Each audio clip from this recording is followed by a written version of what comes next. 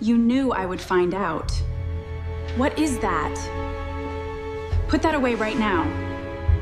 I didn't fight back. When she held my wrists, I just watched them destroy what they thought was mine. If you've ever felt invisible in your own home, stay with me for a second and tell me where you're watching from and what time it is where you are right now. I read every comment, and if stories like this pull you in, consider subscribing, because what happened next wasn't what any of them expected. My name is Emily Carter, and in our house, everything looked perfect, from the outside white siding, trimmed hedges, a long driveway that curved just enough to feel expensive, but inside it ran on a system I learned early not to question.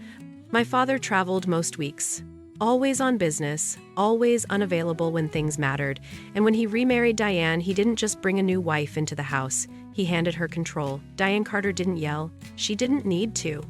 She ran everything with a calm precision that made it impossible to argue with her without looking unreasonable. And her daughters Olivia and Madison moved through that house like it already belonged to them. Olivia got the bigger bedroom with the bay window. Madison got a walk-in closet that used to be my study space. I got reassigned without a conversation, just a quiet shift of boxes while I was at school, like my presents could be reorganized as easily as furniture. It wasn't loud at first, not dramatic, just small things that repeated until they felt normal. My clothes disappeared from my closet and showed up in theirs, stretched worn, never returned. My things were shared without permission, and if I said anything, Diane would smile that tight, controlled smile and say, "We're a family now, Emily. Don't be selfish." I stopped arguing. I started watching, because the truth wasn't in what they said it was, in what they did when they thought no one was paying attention. Olivia once held up one of my dresses in the hallway, laughing, asking Madison if it was worth keeping, like I wasn't standing 10 feet away. Madison shrugged and said, "It's not like she earned any of this." And Diane, she heard it. She always heard everything. She just didn't correct them. That was the moment I understood something I hadn't wanted to admit. In that house, I wasn't the daughter. I was the extra, the temporary piece waiting to be moved. So I stopped reacting. I stopped defending. I let them believe what they wanted to believe, that I had nowhere else to go, that everything I had existed because they allowed it, that if they took it away, I would have nothing left. I said nothing. I stayed quiet, and I paid attention to every single detail they thought didn't matter. I started noticing patterns once I stopped trying to be included. It was never random. Things did not just disappear.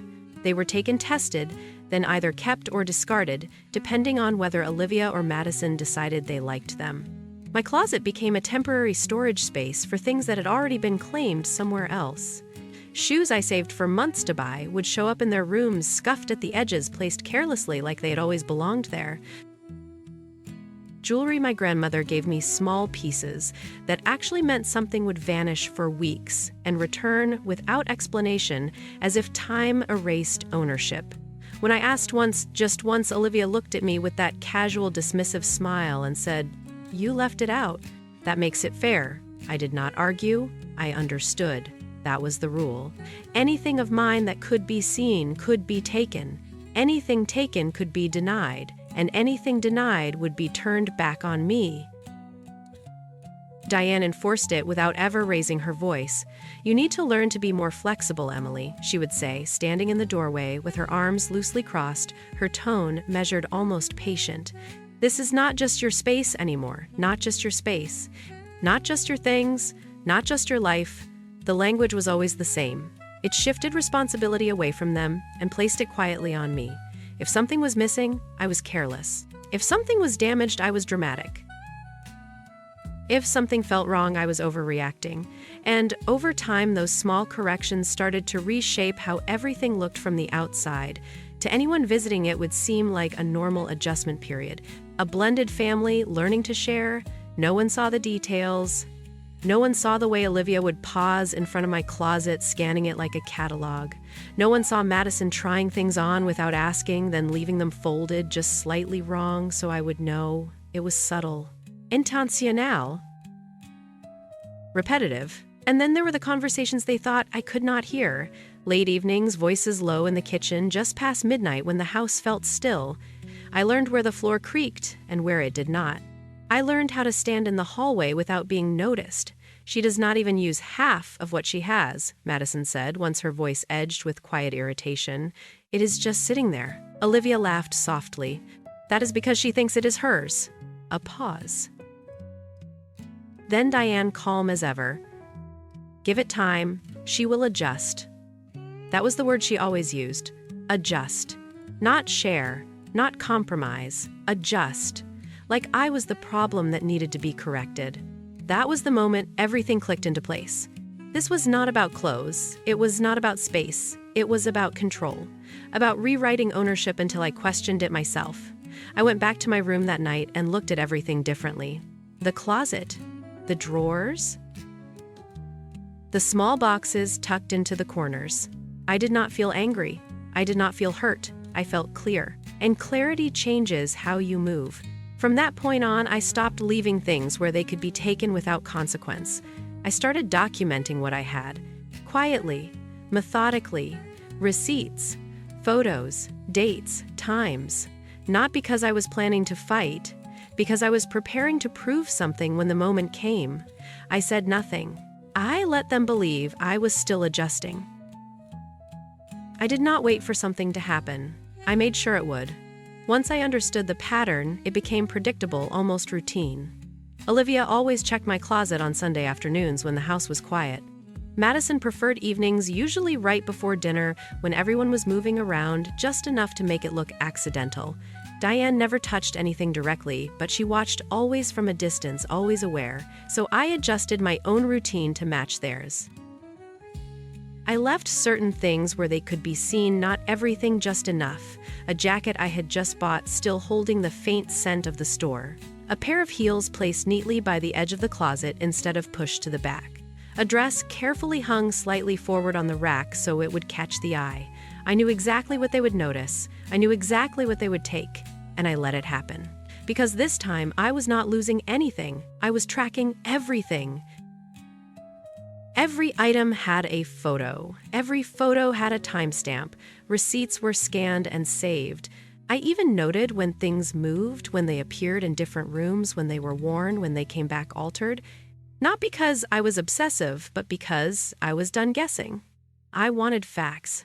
And facts do not change when someone decides to rewrite the story. There was a small camera I ordered online, nothing obvious, designed to sit on a shelf without drawing attention. It blended into the corner of my room, angled just enough to see the closet door and the dresser. I installed it myself late at night when the house was quiet and the hallway lights were off. The first time it recorded something, I did not react. Olivia walked in like she owned the space, her steps slow, deliberate. She did not hesitate. She opened the closet, scanned the rack, and reached for the dress I had placed there earlier that day. She held it up, turning slightly toward the mirror, evaluating it like she was deciding whether it was worth keeping. Madison followed a few minutes later, leaning against the doorframe, arms crossed, watching with quiet amusement. She is not going to notice, she said casually. Olivia smiled. She always notices. She just does not do anything. They both laughed. Soft, confident, certain. That certainty was the part they never questioned. Not once did they consider that I might be watching back. I did not confront them.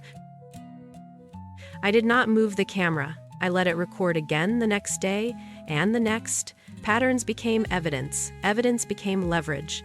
And still I said nothing, because what I needed was not a moment.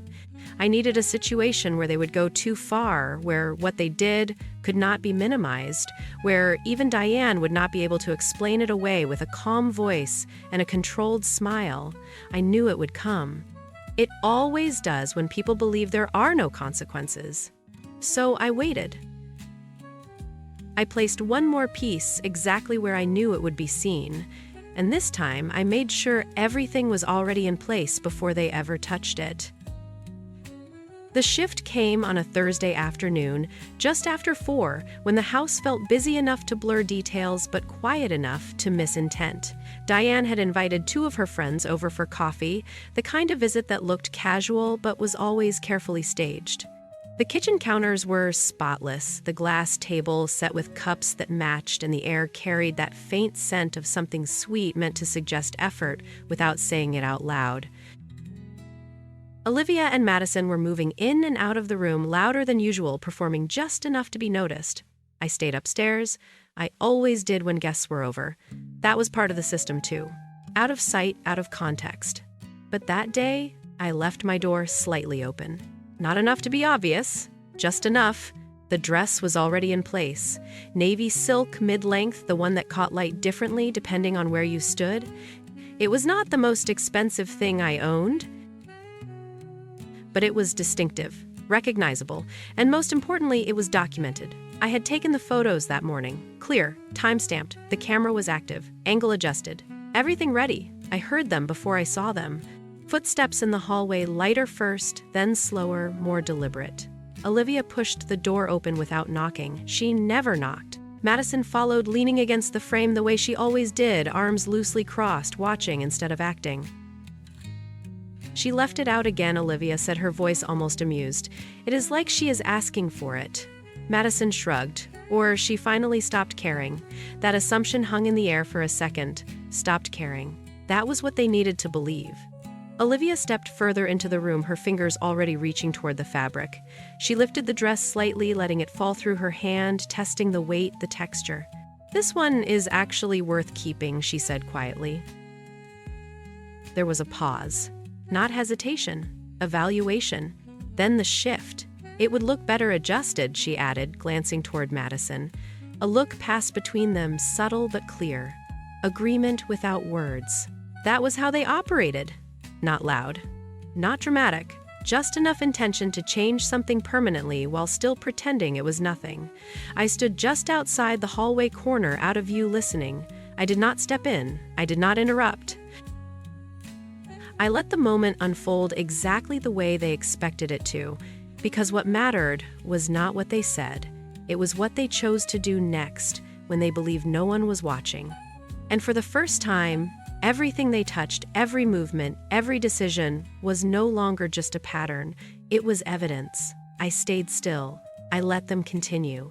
And I knew with absolute clarity that they were about to cross the line they could not walk back from.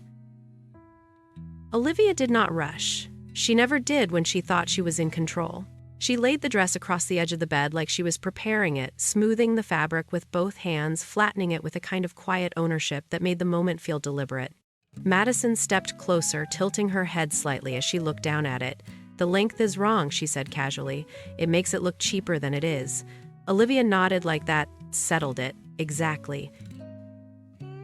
There was no anger in their voices, no urgency, just calm decision-making, the kind that comes from believing there will be no consequences. That was always the part that mattered most.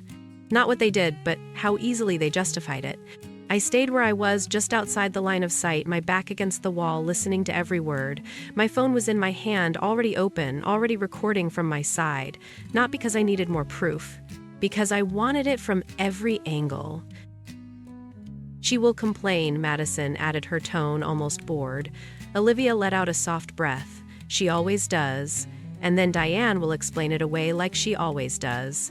They both smiled at that, not loudly, not dramatically. Just enough. It was a system, predictable, reinforced, and they trusted it completely. Olivia adjusted the dress again, folding part of the fabric inward, testing how it looked altered, like she was visualizing the final version before committing to it. It will look better this way, she said, more like something I would actually wear. That sentence landed differently, not because it was new, but because it said everything out loud. It was never about sharing. It was about replacing, rewriting ownership until it fit them. Madison stepped back, slightly glancing toward the hallway for a second, checking without really checking. No one was coming. No one ever did. Just do it, she said quietly. She is not going to stop you. That was the assumption. That I would not step in. That I would stay quiet. That I would adjust. I did not move. I did not speak. I let the silence stretch just long enough for them to settle into it again. Olivia exhaled slowly, like she had made a decision, her hands still resting on the fabric. And in that exact moment, everything aligned. The camera, the timing. The witnesses downstairs who had no idea what was about to unfold upstairs. Diane in the kitchen, hosting her perfect version of reality, and me exactly where I needed to be. I did not feel nervous. I did not feel angry. I felt precise. Because once they crossed that line, once they acted on that belief that nothing would happen, there would be no way to reshape the story afterward. No calm explanation, no quiet correction, just facts, clear, documented, final. I let them continue.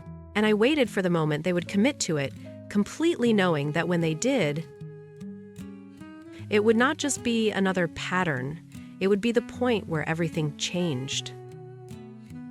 Olivia's fingers tightened slightly on the fabric, not enough to damage it yet, just enough to signal intent, like she was testing how far she could go without resistance.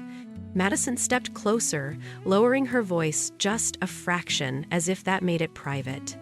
"If she says anything, we will just tell Diane she left it out again," she said. Olivia let out a quiet laugh. She always leaves everything out. That was the narrative they had built: carelessness. Ownership erased by repetition. I stayed still, listening to the certainty in their voices, the way they had already written the outcome before it even happened. Olivia adjusted the dress again, folding a section inward and holding it there, studying the shape in the mirror. "See, it already looks better," she said. Madison nodded, stepping beside her now, both of them looking at the reflection instead of the reality. That was when Olivia made the shift from thinking to acting. It was small, almost unnoticeable if you were not paying attention. Her grip changed, her posture straightened, decision made, and in that moment the distance between assumption and action disappeared. I stepped into the doorway, not fast, not loud, just enough to be seen. They froze for half a second, surprised not by what they were doing, but by the fact that I was there to witness it. Olivia recovered first. She always did. "You should not leave things lying around," she said, her tone flat, like she was stating a fact, not defending an action. Madison did not speak. She just watched me, measuring, waiting to see if I would react the way I always had before. Quiet, compliant, predictable. I did not raise my voice. I did not move toward them. I just looked at the dress, then at Olivia, then back at the dress. "Put it back," I said.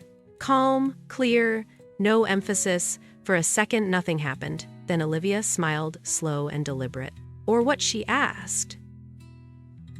That question was not about the dress. It was about control. It was about the system they believed would protect them. I said nothing. I held her gaze. That silence stretched longer than either of them expected, long enough to shift the room, long enough to make them uncomfortable without understanding why. Madison shifted her weight, slightly glancing toward the hallway again, as if something felt different, but she could not name it. Olivia broke eye contact first, looking back at the mirror, at the version of the dress she had already decided on. "It is fine," she said, almost dismissive now. "You are overreacting." And then she acted. Not quickly, not aggressively, just enough to follow through on what she had already decided. And that was it. That was the moment. Not loud, not dramatic, but final. Because everything that happened next would no longer be a misunderstanding. It would be a choice. Recorded, documented, impossible to explain away. I did not stop her. I did not step forward. I let it happen exactly the way they believed it would, because I knew something they did not. This time, they were not taking something from me. They were giving me exactly what I needed. For a second, the room felt still in a way it never had before, like everything had paused just long enough to register what had actually happened. Olivia let the fabric fall back into place as if nothing had changed, as if the action itself could be erased by how casually she moved afterward. Madison exhaled quietly, a small shift in her posture that said she felt it too, something subtle but different, something that did not fit their usual pattern. I did not look at them again. I stepped past them, slow, controlled, and reached for the dress, lifting it carefully, inspecting it with the same calm they had used moments earlier. I did not rush. I did not react. I let the silence build. You should not touch things that are not yours, I said, my voice steady, almost neutral. Olivia let out a soft laugh, but it was thinner this time. Everything here is shared, she replied automatically, repeating the line they had been given so many times it sounded rehearsed. I nodded slightly, like I agreed, like I understood. That is what you think I said. That was the first shift. Small, precise, not enough to trigger a reaction, but enough to register. Madison frowned slightly, watching me more closely now, trying to place what had changed.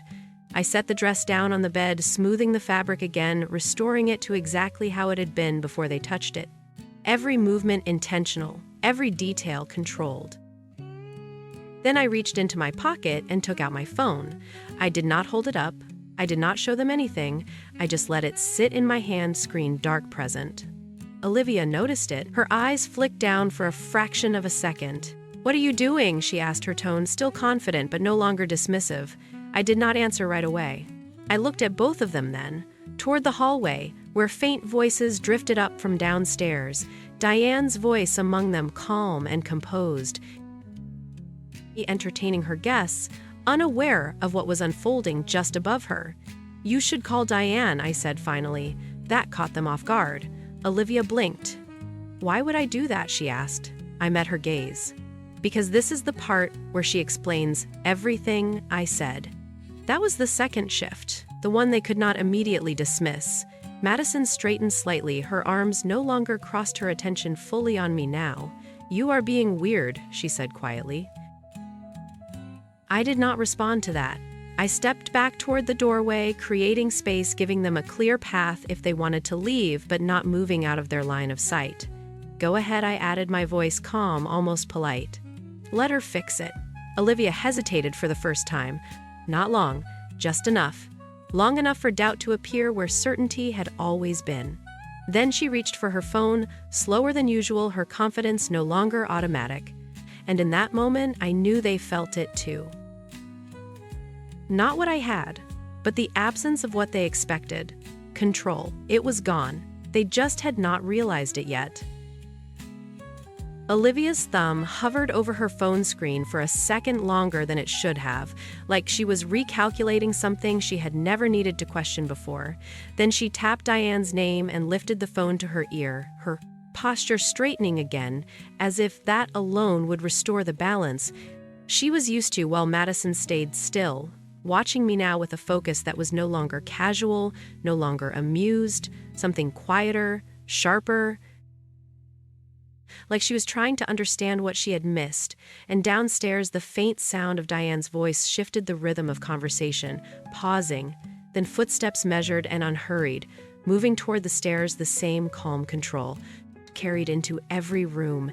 And when she appeared in the doorway, a few seconds later, nothing about her expression suggested concern, only mild interruption. Like this was just another small issue she would resolve with a sentence and a smile. Her eyes moved from Olivia to Madison to me, then to the dress on the bed, taking in the scene in one clean sweep. "What is going on?" she asked, her tone, even practiced, already prepared to correct the narrative. Olivia lowered the phone slightly, relief flashing across her face. "She is making a big deal out of nothing," she said quickly, the confidence returning to her voice now that Diane was present. "It is just a dress." Diane nodded once, slow and controlled, stepping into the room, her heels barely making a sound against the floor. "Emily," she said, that same measured patience in her voice, "we have talked about this. You cannot overreact every time something is moved." I did not answer right away. I let her finish, let her settle into the version of events she had already decided on. Then I reached for my phone and turned the screen toward her. Not dramatically, not abruptly, just enough. The first frame was clear. Olivia standing in front of my closet, lifting the dress, timestamp visible. The second clip followed, without a word. Madison leaning in the doorway, their voices audible, unedited, unfiltered. "She thinks it is hers. She always notices. Just do it." Diane's expression did not change immediately, but something behind it shifted, subtle but undeniable. like a calculation adjusting mid-process. I did not speak. I let the next clip play, the angle from the shelf, the room visible from above, every movement recorded, every decision captured without interpretation, just fact. Olivia's shoulders stiffened beside her, Madison's eyes moved quickly from the screen to Diane and back again, and for the first time, no one filled the silence. No one corrected it, no one explained it away because there was nothing left to explain. It was already complete. Diane exhaled. Slowly, her composure still intact but thinner, now stretched over something she could not immediately control. That does not prove anything, she said finally, but her voice had lost its precision. I looked at her calm, steady. It proves everything I said, and this time I did not need to raise my voice because the room had already shifted. The system they relied on had just been replaced with something they could not rewrite, and they all felt it, even if they had not said it yet.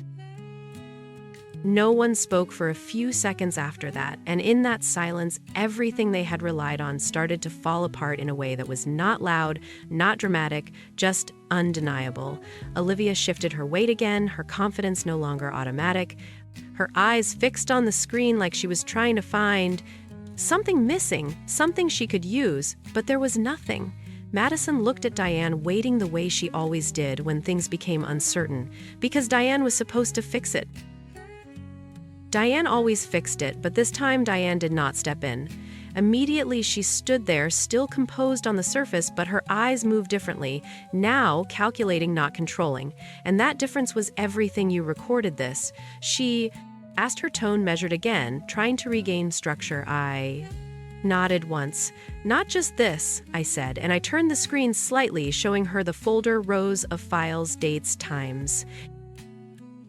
Patterns that stretched back further than any of them had considered. Olivia's face changed, then, not dramatically, just enough.